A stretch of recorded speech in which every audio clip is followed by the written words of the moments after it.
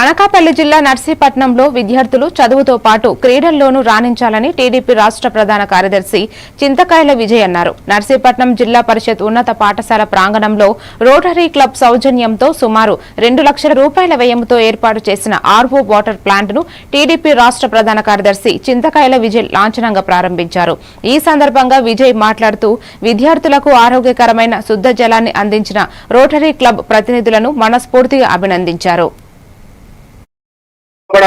అందుకే నర్సీపట్నంలో పుట్టినందుకు నాకు కూడా ఎప్పుడు కూడా గర్వంగా అనిపిస్తుంది అని చెప్పి ఇండిగో ఫ్లైట్ లో మన గవర్నమెంట్ స్కూల్ నుంచి స్టూడెంట్స్ అందరూ సుమారు 100 మంది అందరూ కూర్చొని ఉన్నారు.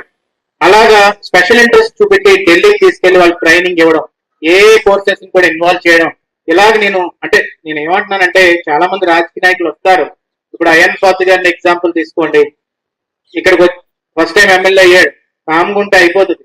కానీ నా టైంలో డిగ్రీ కాలేజ్ రావాలి, ఐటీ కాలేజ్ రావాలి, ఇంజనీరింగ్ కాలేజ్ రావాలి, పాలిటెక్నిక్ కాలేజ్ రావాలి.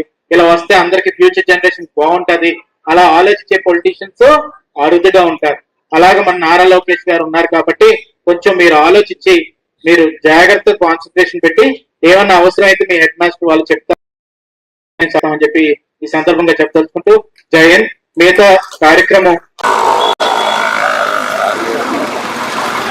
పెద్దలందరికీ కూడా నమస్కారం. అదేవిధంగా నర్సీపట్నం